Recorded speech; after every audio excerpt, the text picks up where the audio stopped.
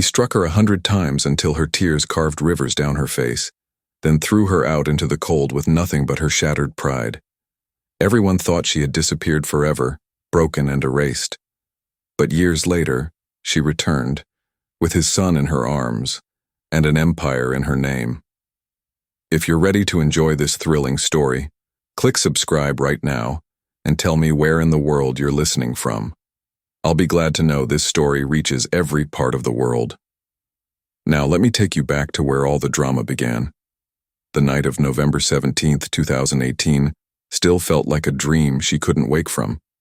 The Hilton Grand Ballroom in Manhattan glittered with chandeliers, their light refracting across crystal glasses and polished silver.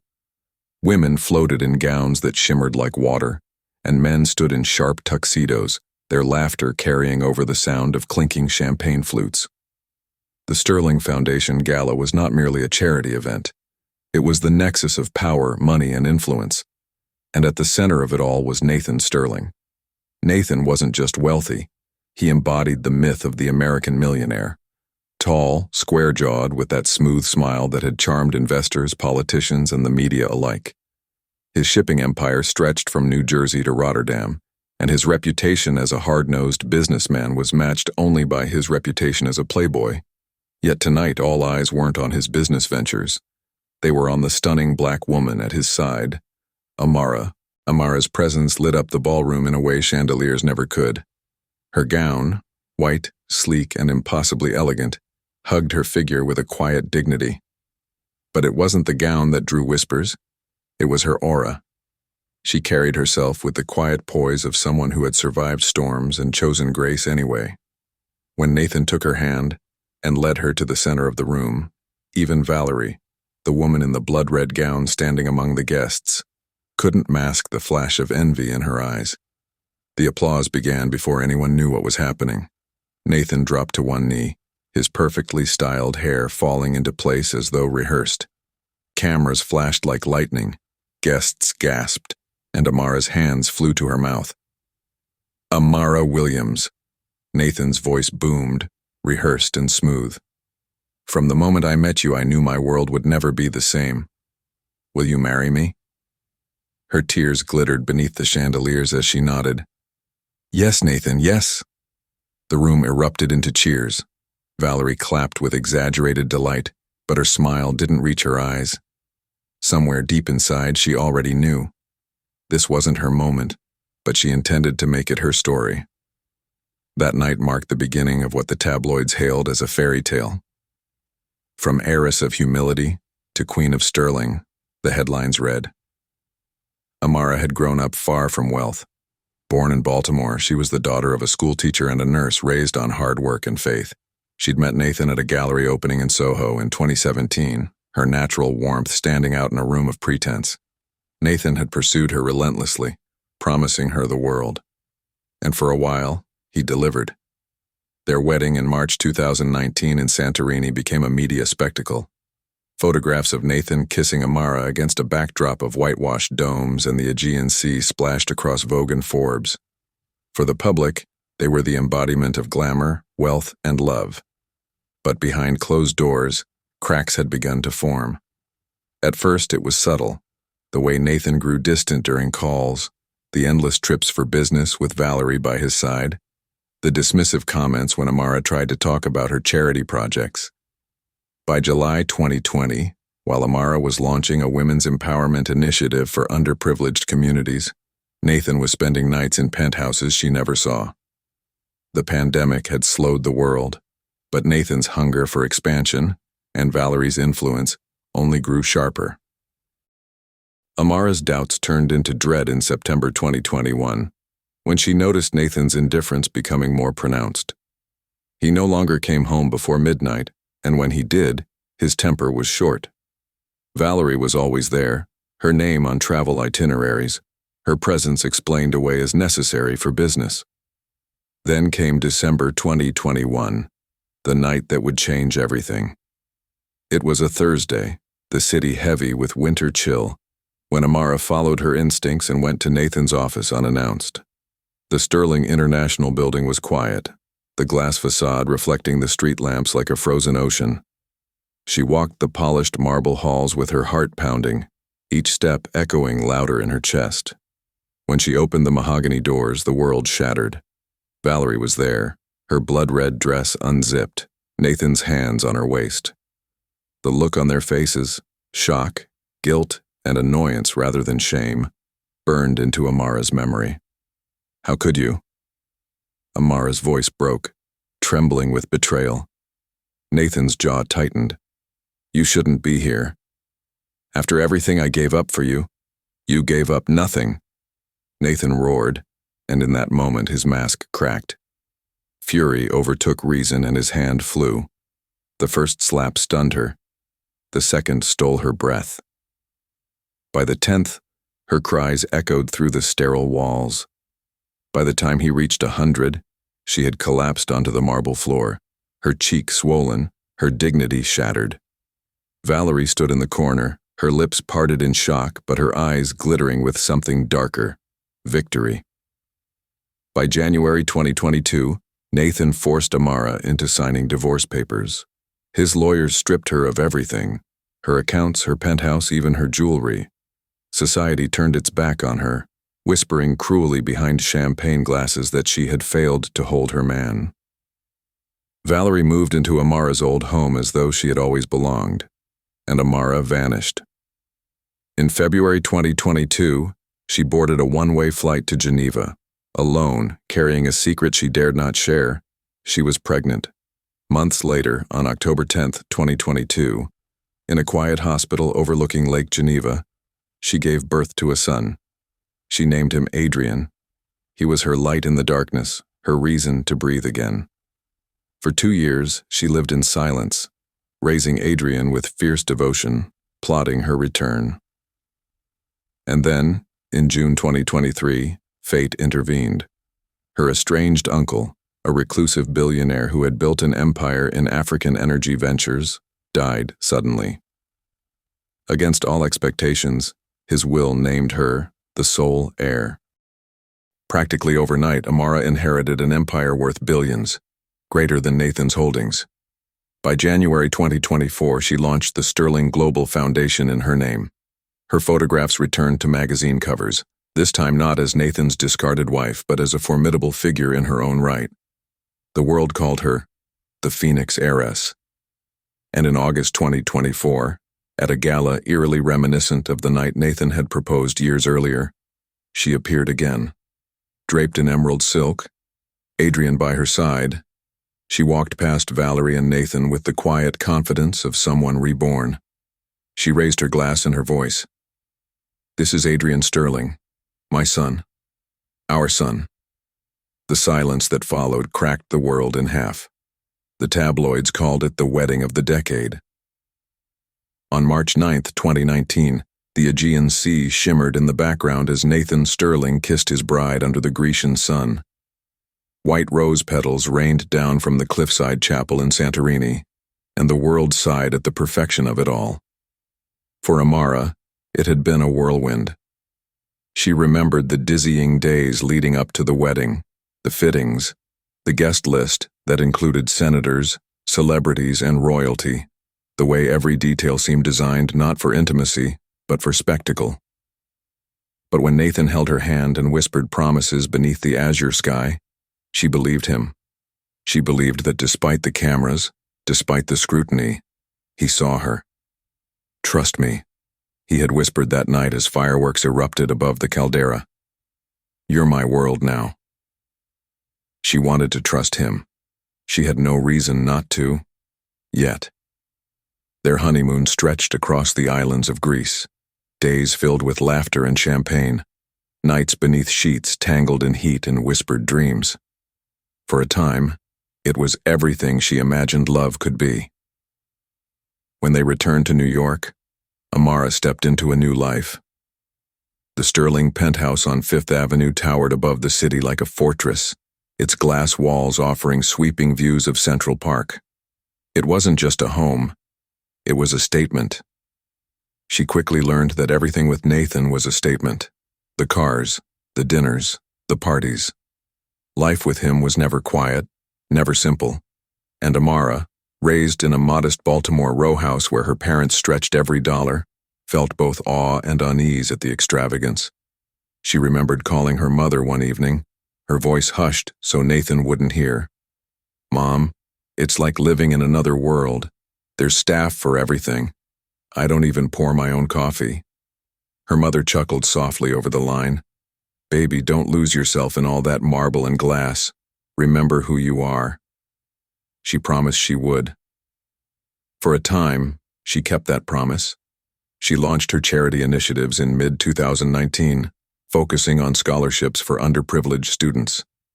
By July 2020, she had expanded into women's empowerment programs, drawing praise for her intelligence and empathy. The press adored her. Headlines like, "Amara Sterling, the heart behind the empire," painted her as the perfect complement to Nathan's hard-edged reputation. But behind closed doors, Nathan was changing. The pandemic hit in early 2020, and while most of the world slowed, Nathan only accelerated. His shipping empire boomed, profits surging as demand for logistics skyrocketed. He was busier than ever, working long nights, often unreachable. And increasingly, he leaned on Valerie. Valerie King had started as his secretary years before, a woman with a sharp mind and sharper ambition. She was striking in a way that demanded attention, tall, raven-haired, with a confidence that bordered on arrogance. At first, Amara dismissed her as harmless, but as 2020 dragged on, Valerie's presence grew. She traveled with Nathan on business emergencies, answered his phone when Amara couldn't reach him, even appeared beside him in photos from overseas conferences. By late 2020, Amara's unease deepened into suspicion. She began noticing small things, the scent of perfume clinging to Nathan's suits, lipstick smudges on champagne glasses that weren't hers, the way his eyes flicked to his phone when Valerie's name appeared. One evening in September 2020, Amara confronted him. "Nathan," she said, her voice steady though her hands trembled, "why is Valerie always with you?" He didn't even look up from his tablet. "She's efficient, she gets things done. You wouldn't understand business at this level." "It's not about business. It's about respect. About us." Finally, his eyes met hers, cold and dismissive. "Don't start, Amara. You wanted to play the role of philanthropist smiling for cameras and handing out scholarships. Let me run the empire."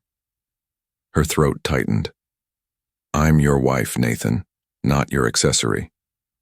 His silence was worse than words. He turned back to his screen, dismissing her with the flick of his finger. That night, Amara cried silently into her pillow, staring out at the glowing skyline. The city sparkled like 1,000 promises, but inside her marriage, shadows were growing. Still, she clung to hope. She poured herself into her work, hosting virtual fundraisers, speaking at online conferences about education and women's rights. The public adored her sincerity, even as Nathan grew more absent. But Valerie was always there. By 2021, the cracks had become chasms. Nathan's temper sharpened. He snapped at trivial things, her tone, her questions, even the way she folded her clothes. Sometimes, when his rage boiled over, he hurled objects across the room. Amara told herself it was stress, that the pandemic had strained him. She tried to be patient, tried to be supportive. But then came that night, December 9th, 2021, a Thursday. The air in Manhattan was brittle with winter, the sidewalks slick with ice. Amara couldn't shake the gnawing feeling in her chest.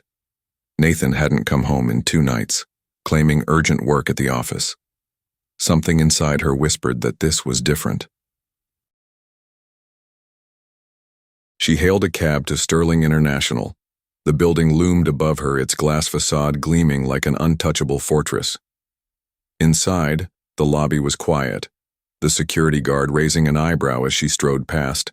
She didn't care. Her heart pounded like a drum. When she pushed open the mahogany doors to Nathan's private office, her world collapsed. Valerie was there, her dress half undone, Nathan's hands on her waist. The shock on their faces told her everything. For a moment, silence hung heavy. Then Amara's voice, raw and broken. "Nathan, how could you?" Nathan's jaw clenched. "You weren't supposed to be here. After everything, enough!" His shout reverberated through the room. Fury replaced guilt. His hand flew before she could brace herself. The slap stung, the sound echoing off the walls. Then another, and another. By the 10th, tears streamed down her face. By the 30th, her sobs broke into gasps. By the 50th, she begged him to stop. By the 100th, she lay crumpled on the marble floor, her body trembling, her soul shattered. Valerie stood aside, her expression unreadable. Pity? Satisfaction? Amara couldn't tell. When it was over, Nathan straightened his suit as though nothing had happened. His voice was icy. "You'll sign the papers. You'll leave quietly. Or I'll ruin you completely." And just like that, the fairy tale ended. By January 2022, she was divorced, stripped of everything she had once called hers. The penthouse, the accounts, the reputation. Valerie moved into her place like a queen claiming her throne. The same society that had once adored Amara now whispered that she had failed to keep him. Invitations dried up. Her name disappeared from headlines. And Amara vanished. She boarded a plane to Geneva in February, carrying nothing but her broken heart, and a secret growing inside her. The world thought she was gone, forgotten, defeated. But Amara was only beginning. The departure from New York was quiet, almost invisible. It was February 6th, 2022, a Sunday evening, when Amara stepped onto a Swissair flight bound for Geneva. She wore a plain wool coat, her hair pulled back, sunglasses shielding her swollen eyes. No designer luggage, no entourage, just a single leather duffel and a passport clutched so tightly, her knuckles whitened. She sat in seat 14A, pressed against the window, staring out at the city lights as the plane lifted into the winter sky. New York, with all its glittering promises and cruel betrayals, fell away beneath her. She pressed her palm against her abdomen, though the world didn't know yet. Inside her, life stirred, a faint, fragile heartbeat that tethered her to tomorrow. The flight attendant offered her champagne, and Amara shook her head. Water. Just water. No one on that plane knew she was the woman splashed across headlines weeks before, the discarded wife of Nathan Sterling. And if they did, they didn't recognize her now. Her once famous glow had dimmed, replaced with exhaustion and grief. Yet somewhere buried beneath the rubble of her heartbreak, a spark still flickered. When she landed in Geneva the next morning, the cold air bit into her cheeks. The Alps loomed in the distance, sharp and silent, as if to remind her of the harsh climb ahead. She rented a modest flat near Lake Geneva, far from the marble and glass of Manhattan. The building was old, its wooden beams creaking, but it was hers. For the first time in years, she could close the door and feel safe. No cameras, no whispers, no Nathan. Just silence. But silence was dangerous too. At night she lay awake, replaying the slaps, the betrayal, the sound of Valerie's laugh in the background. She pressed her hand to her belly, whispering, "I'll protect you. I'll protect us both." The weeks passed in a blur of nausea and tears. She visited a discreet obstetrician who confirmed what she already knew. October 10th, the doctor said gently, tapping the due date on the ultrasound. "That's when you'll meet your baby." Amara stared at the monitor, at the flickering heartbeat that pulsed like a tiny drum. Tears blurred her vision. "I'm not alone," she whispered. It became her mantra. She wasn't alone. She had a reason to keep moving, to keep breathing. By spring, she had settled into a routine. Mornings spent walking along the lake, afternoons translating her pain into journals, evenings reading about child development. She learned to cook for herself again, small meals of soup and bread. It wasn't the lavish banquets of the Sterling penthouse, but it was honest. And it was hers. Sometimes she caught her reflection in the mirror and barely recognized the woman staring back. Her body was changing, her cheeks fuller, her eyes softer. She looked human again. But the memories haunted her. Some nights she woke gasping, the sound of Nathan's voice thundering in her ears. She'd curl around her belly, whispering to the life within, "He'll never touch you, I promise." The world believed she was gone. Socialites speculated she had run to London. Whispers of Lagos or Dubai floated in gossip circles, but no one guessed Geneva. And she wanted it that way. Anonymity was her shield. On October 10th, 2022, after 14 hours of labor in a small private hospital, she gave birth to a son. "Congratulations," the midwife whispered, placing the infant against her chest. Amara stared down at him, her tears falling freely now. He was perfect, tiny fists clenched, his cries strong, his skin warm against her. She named him Adrian. "Adrian," she whispered, pressing her lips to his forehead. "You are my redemption." Motherhood was both harder and more healing than she imagined. Sleepless nights blurred into days of rocking and feeding, but every cry reminded her she had a purpose. Every smile from Adrian was a salve on her wounds. The world outside moved on without her. Nathan and Valerie's faces appeared on magazines from time to time, their smiles smug, their empire expanding. But Amara didn't look away anymore. She clipped articles, tucked them into a drawer, not to hurt herself, but to remind herself of the enemy she would one day face. Her transformation began quietly. In early 2023, she enrolled in online courses in international finance and management. While Adrian napped, she studied. She read about mergers, about leadership, about power. She had once been the face of philanthropy. Now she would become the architect of empires. And then, fate intervened. On June 12, 2023, her phone rang with a number she didn't recognize. The voice on the other end was calm, professional. "Ms. Williams, this is regarding the estate of your uncle, Thomas Adewale." Her estranged uncle, the reclusive billionaire who had built an energy empire across West Africa. She hadn't seen him since she was a teenager. He was a shadow in her life, a name whispered at family gatherings. "He passed away," the voice continued, "and his will names you as his sole heir." The word struck her like a thunderclap. She sank into a chair, Adrian gurgling on the floor beside her. "His heir?" "Yes. Effective immediately, you inherit his holdings, his properties, and his accounts. You are now the principal owner of Adewale Global Energy." In that moment, Amara's world shifted. She wasn't just a discarded wife anymore. She was a billionaire in her own right. She hung up the phone and stared at Adrian, tears streaming down her face. "We're not victims anymore," she whispered. "We're warriors." The months that followed were a blur of lawyers, boardrooms, and headlines. The press, hungry for her return, christened her the Phoenix Heiress. Photographs of Amara, elegant, commanding Adrian in her arms, spread across magazines.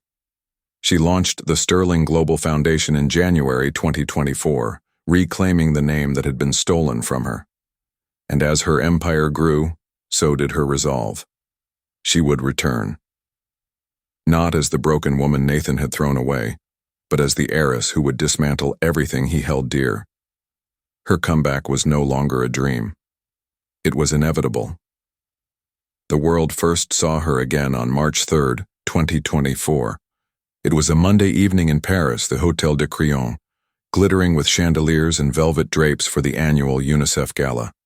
The event had long been a playground for the wealthy, a stage for Europe's elite to flaunt both fortunes and philanthropy. No one expected the night to belong to a ghost. When the doors opened, flashbulbs exploded. Amara stepped onto the crimson carpet in a flowing midnight blue gown, her hair in soft waves, diamond earrings catching the light. At her side, little Adrian, barely 18 months old, clutched her hand, dressed in a tiny tuxedo that mirrored his mother's elegance. The whispers rippled instantly through the crowd. "Is that? It can't be. She vanished 2 years ago." But there was no doubt. The woman they thought broken had returned, radiant and untouchable. The photographers swarmed, shouting her name. "Amara! Amara! Over here!" A name that had once trailed behind scandal, now reborn with power. She turned gracefully, offered them a small smile, and the cameras caught it. A picture of rebirth, a mother and heir, stepping into destiny. Inside, the whispers turned to thunder. By the time she took her seat at the head table, news outlets worldwide had already published the headline, "Phoenix Heiress Rises. Amara Sterling Returns with Son at UNICEF Gala." The next morning, her face dominated every front page. CNN ran a special report. Vogue called her the new face of generational wealth. Even the Wall Street Journal, ever pragmatic, acknowledged her as a rising force in global energy markets. For Nathan Sterling, the shock was seismic.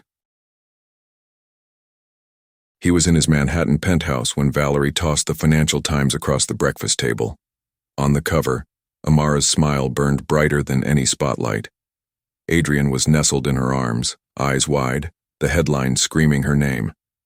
"She's back," Valerie hissed, her knuckles whitening around her coffee cup. Nathan skimmed the article, his jaw tightening. She was supposed to be finished. "Clearly not." Valerie's voice cracked. "And look at the boy. He's yours. Anyone with eyes can see it." Nathan slammed the paper down, the veins in his temple throbbing. She'll regret this. But Amara wasn't done. On April 15, 2024, she announced the relaunch of the Atterwale Global Foundation, pledging $200 million toward renewable energy projects in Africa and Latin America. She stood at a podium in Geneva, her voice steady, Adrian watching from the front row. "True power," she told the gathered press, "is not in cruelty or control. It's in legacy, and my son will inherit a legacy built on justice, not fear." The world applauded. Back in New York, Nathan and Valerie watched the live stream in silence. Valerie's hands trembled. Nathan's face was stone. "She's not just back," Valerie whispered. "She's aiming straight at us." And she was. Her return unsettled investors. Whispers of boardroom betrayals began to surface. Some of Nathan's oldest allies began taking calls from Amara's camp, curious about her growing influence. Banks shifted loyalties quietly. Hedge funds tested her waters. By June 2024, Amara had already acquired a controlling interest in Sterling Media Group, Nathan's crown jewel. She did it silently through subsidiaries until one Friday morning he arrived at his office to find her name officially listed as the majority shareholder. It was her first strike. He stormed into the boardroom, red-faced, slamming papers onto the table. "This is treachery," he shouted. But the directors only shifted uncomfortably, avoiding his gaze. One finally muttered, "Business is business, Nathan. She's more stable now." That night, Nathan poured himself a glass of whiskey and stood at the penthouse window overlooking Manhattan. Valerie tried to console him, but his mind was elsewhere. Amara's voice echoed in his head. True power is not in cruelty or control. He had once thought her weak. Now, for the first time, he wondered if he had underestimated her. And deep down, a fear took root. If this was only the beginning, how far would she go? It was the night of August 12, 2024. The Sterling Foundation's summer gala was in full swing at the Metropolitan Museum of Art. Marble floors gleamed under chandeliers, champagne glasses clinked, and the city's elite moved like chess pieces across the grand hall. Nathan Sterling, dressed in a tailored black tuxedo, strode through the crowd with Valerie on his arm. Cameras adored them. To the world, they were New York royalty. But beneath the glitter, Nathan's nerves buzzed. For weeks, whispers about Amara's resurgence had shadowed him. Investors asked quiet questions, partners grew distant, and newspapers spoke of a changing tide. Yet tonight, he planned to reassert dominance. He would remind the city he was untouchable. Then the doors opened. The hum of conversation faltered, as though someone had pressed pause on the world. Amara walked in. She wore an emerald silk gown that hugged her frame, every step echoing like a declaration. Beside her, little Adrian, now almost 2, clutched her hand, dressed in a miniature tuxedo with a tiny green bow tie to match his mother's dress. Cameras swung instantly, flashbulbs igniting. The whispers tore through the hall. "Is that?" "It's her." "She brought the boy." Nathan froze. Valerie's grip on his arm tightened until her nails dug into his skin. Amara did not falter. Her chin lifted, her eyes locked on Nathan, and with measured steps she crossed the marble floor. She looked like a queen reclaiming her throne. At the podium, the host stammered through her introduction, but everyone's attention had already shifted. When Amara reached the stage, she lifted Adrian into her arms. Silence fell. Her voice was calm, deliberate. "Good evening. Many of you remember me as Amara Sterling, but tonight I stand before you not as Nathan's former wife, but as something more. I stand here as a mother, as an heiress, and as a woman who refuses to be silenced." She turned, her eyes locking with Nathan's across the room. "This," she said, gesturing to the child in her arms, "is Adrian Sterling. My son. Our son." The words detonated like a bomb. Gasps rippled, cameras exploded, murmurs filled the room. Nathan's face went pale, Valerie's smile shattered. The crowd surged with whispers. His son? He denied her? What does this mean for the company? Nathan stepped forward, fury boiling under his polished facade. "This is madness," he snapped, his voice sharp enough to cut the air. "She's lying." Amara's laugh was soft, but it dripped with venom. "Lying? Nathan, your lies built this empire of glass. And tonight, the world sees through it." She handed Adrian to a waiting nanny and pulled out a folded envelope from her clutch. "DNA test results," she announced, holding it high. "Certified, verified, irrefutable. Adrian is your blood." The audience gasped again. Reporters scribbled furiously. Valerie's hands trembled at her sides. She could feel eyes drilling into her, whispers gnawing at her composure. The glamorous mistress, once envied, was now a scandalous footnote. Nathan tried to laugh it off, but the sound was brittle. "This changes nothing." Amara's gaze hardened. "It changes everything." The room erupted. Questions shouted, cameras flashing, investors whispering as they calculated the fallout. And then, the twist.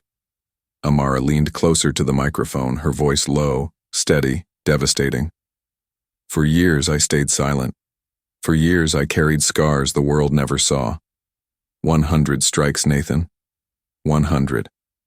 The night you beat me, I thought I had died. But I lived. I lived to raise your son. I lived to build an empire larger than yours. And now, I live to take back everything you tried to strip from me." The hall was dead silent. Somewhere, a glass shattered against marble. Nathan's mask cracked for the first time, his fury slipping into panic. Valerie's legs threatened to buckle, and the cameras kept flashing, capturing every raw, unraveling second.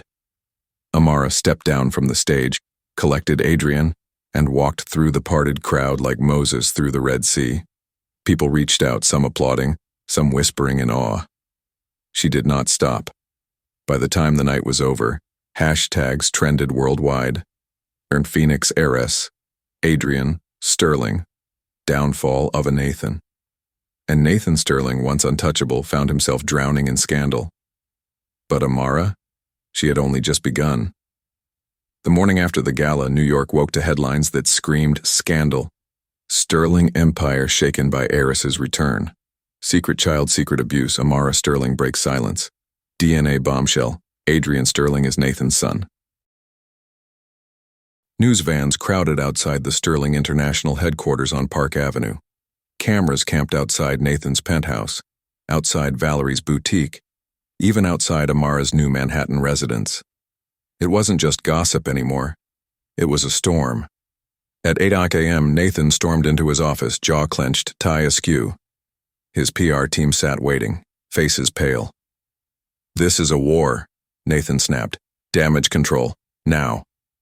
One of the advisors cleared his throat. Sir, the DNA results are already confirmed. We can't spin this as rumor. Then we bury it, Nathan barked. We find something on her, anything. But the silence that followed was heavy. His power, once unquestioned, was slipping. The board was restless. Investors had called through the night. By noon, Amara had filed a lawsuit demanding recognition of Adrian as heir to Sterling International. Her attorneys, sharp as knives, also filed a civil suit against Nathan for domestic abuse, detailing every strike, every scar. The filings leaked online within hours. Screenshots went viral. Hashtags trended. Justice for Amara. Protect Adrian. No more Sterlings. By evening, protesters gathered outside Sterling Tower, chanting with signs that read, "No abuser billionaires and money doesn't erase violence." Valerie watched the chaos unfold on live TV from the penthouse balcony. Her glass of wine trembled in her hand. "They're turning on us, Nathan," she whispered. Nathan slammed his fist on the marble counter. "They're turning on me. Don't lump yourself in with this." Valerie flinched. His words cut deeper than intended. For the first time, she wondered. When his empire fell, where would that leave her? She had traded everything to stand beside him. But now, she was standing beside quicksand. Meanwhile, Amara moved strategically. On August 19th, she held a press conference at the Ritz-Carlton. Cameras packed the ballroom, reporters spilling into the hallway. She walked to the podium with Adrian on her hip, her uncle's old signet ring gleaming on her finger, the symbol of her new empire. "I did not return for revenge," she began, her voice calm, every syllable measured. "I returned for justice, for my son, for every woman who has been silenced by fear, by money, by men who believe their power makes them untouchable." The applause thundered, reporters shouting questions. She smiled, but her eyes were steel. "Let this be known. Adrian will never be denied his name, his legacy, or his dignity, and I will not stop until truth stands taller than corruption." Her words went viral, clipped across TikTok, quoted on Twitter, replayed on CNN. She wasn't just a disgraced wife anymore. She was a movement.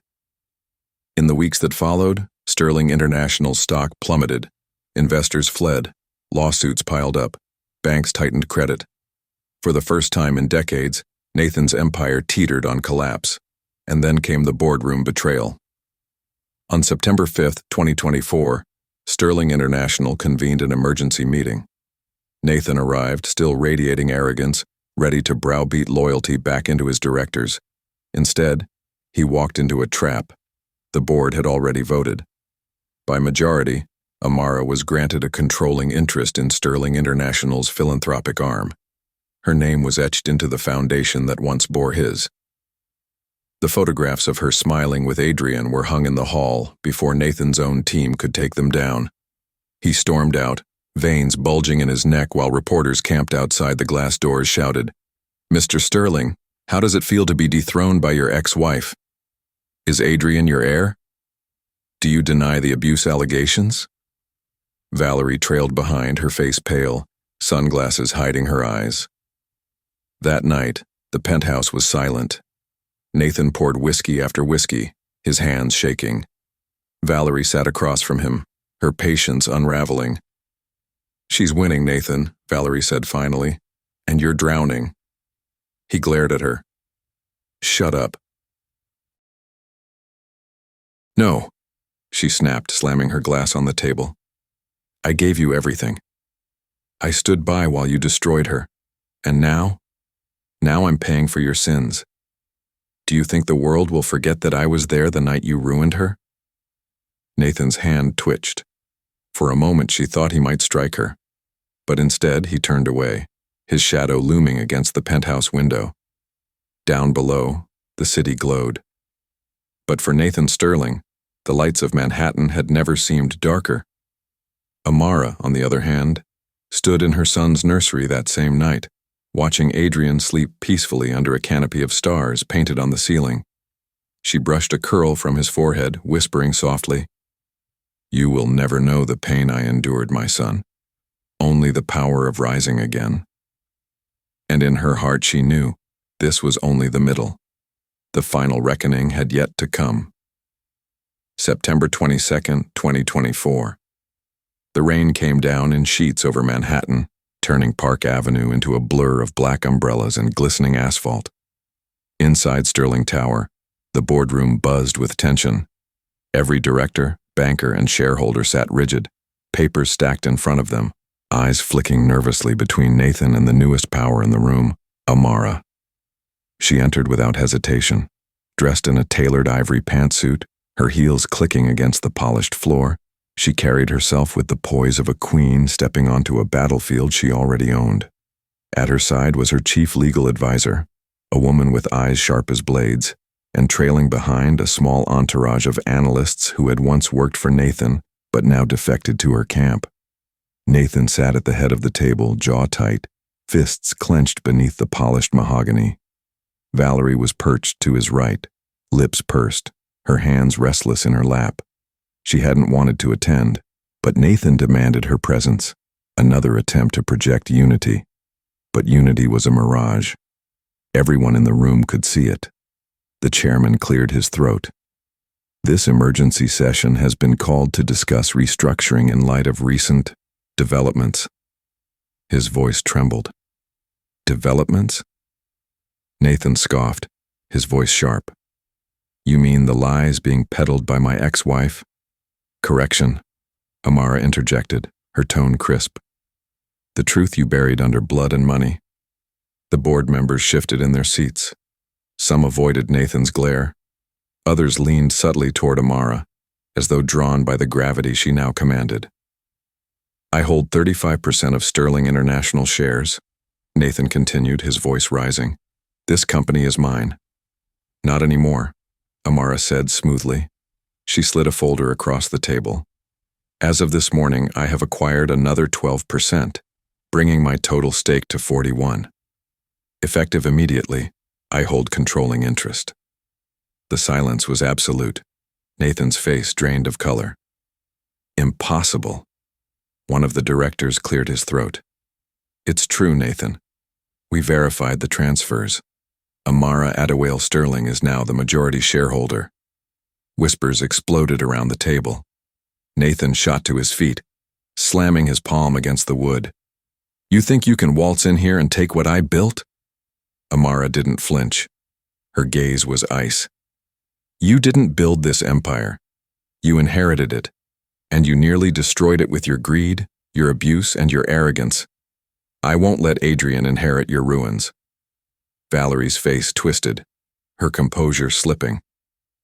This is insanity. Nathan, stop letting her bait you. Shut up, Nathan barked, his fury spilling. You think this is over? You think the world will follow her? But the board members' silence told him everything. Their loyalties had shifted. His empire, once unquestioned, was slipping through his fingers. Amara stood, her voice steady, commanding. Effective today, I am restructuring Sterling International. The Adewale Global Foundation will merge with Sterling Philanthropies, creating a single entity under my control. Furthermore, we will launch a full audit of Sterling International's financials. Every hidden deal, every offshore account, every skeleton you've buried, Nathan, it will all see daylight. Gasps rippled through the room. Valerie's hand flew to her mouth. Nathan's eyes blazed with a mix of rage and fear. You wouldn't dare, he growled. Amara leaned across the table, her voice a razor's edge. I dare. And I will. Because for every time you struck me, for every night I cried in silence, for every drop of dignity you thought you could steal, I am taking back tenfold. The room was silent, spellbound. Then, slowly, one director began to clap. Another followed. Within seconds, half the board was applauding, the sound echoing like a verdict. Nathan stood frozen, his empire crumbling before his eyes. Valerie, pale and trembling, stared at Amara with something close to terror. By the time Amara left the room, escorted by her team, Nathan's voice was hoarse from shouting threats no one cared to hear. Outside, the rain had stopped. The streets of Manhattan gleamed under the sun breaking through gray clouds. Amara stepped into her black limousine, Adrian's photo tucked into her wallet, and allowed herself the smallest smile. Her war wasn't over, but she had just cut the heart out of Nathan's empire. And the world was watching. October 3rd, 2024. The headlines hadn't let up in weeks. Sterling boards sides with heiress. Nathan Sterling faces criminal investigation. Valerie Turner silent as Sterling's scandal deepens. The empire Nathan once commanded was no longer his fortress. It was a cage tightening around him. Every phone call was another investor pulling out. Every email carried another lawyer's letter. The press hounded his every move. Protesters shadowed his car, and whispers of an indictment swirled like vultures. But Nathan wasn't a man who surrendered. Inside his penthouse office, he paced furiously, tie undone, glass of whiskey clutched in his hand.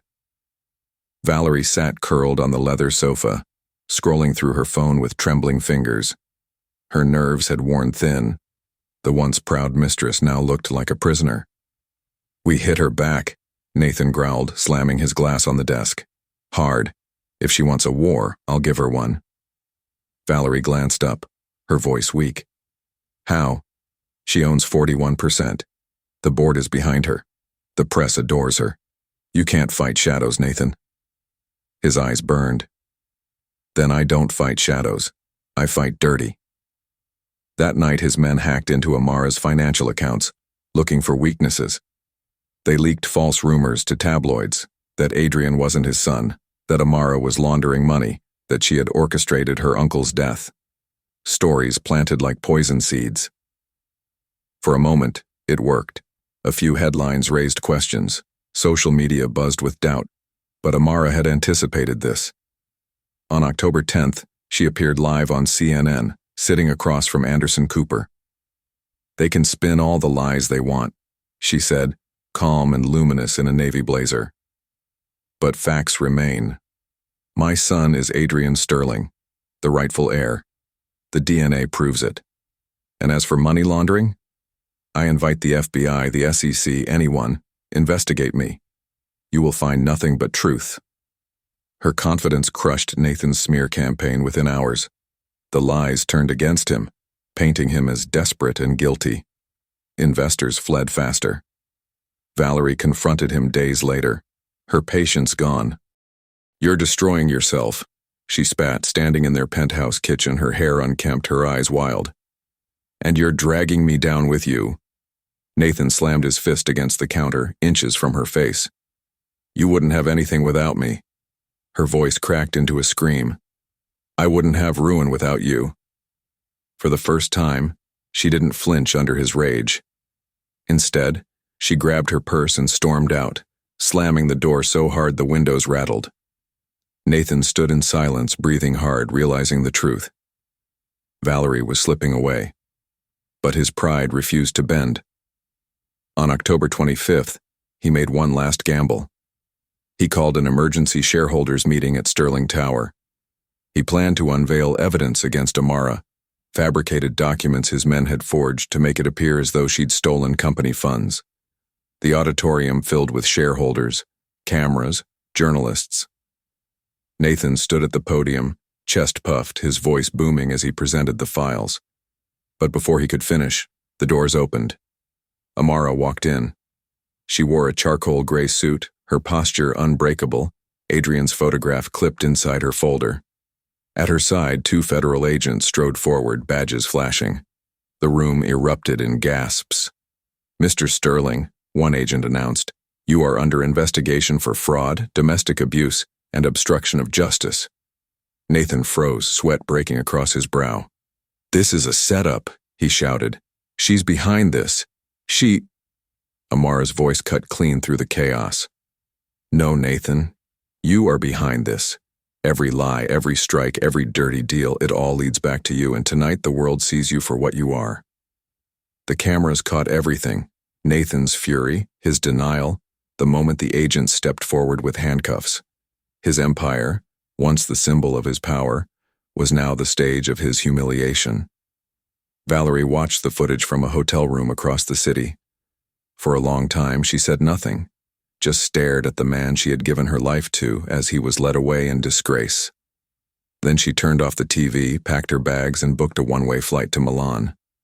She didn't look back. And Amara? That night, she tucked Adrian into bed, kissed his forehead, and whispered, "It's almost over, my love. Almost." But she knew the final blow, the true reckoning, was still to come. November 15th, 2024. The trial of Nathan Sterling opened in Manhattan's Supreme Court, drawing crowds that wrapped around the block. News vans camped outside.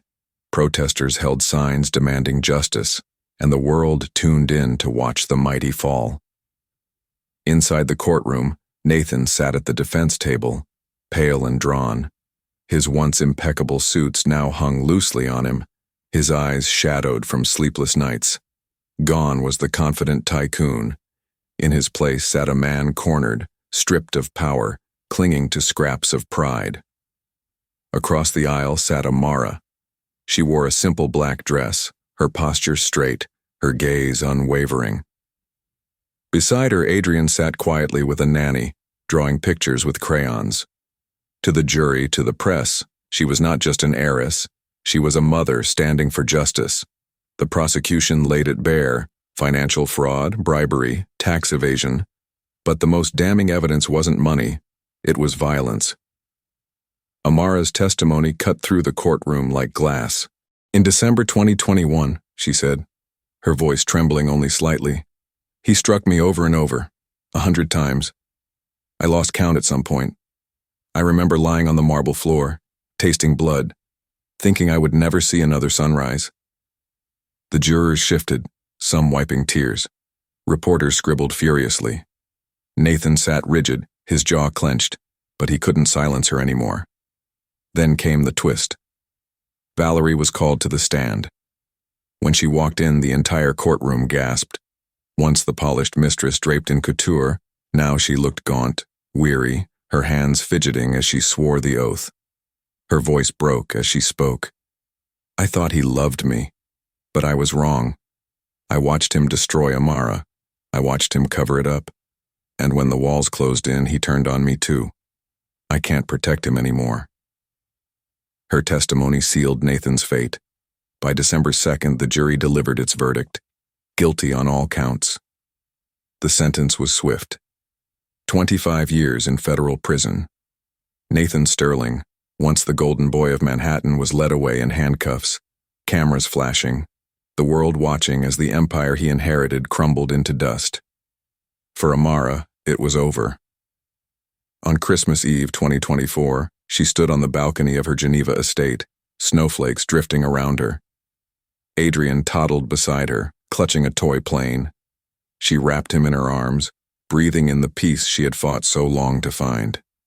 In the months that followed, her life transformed.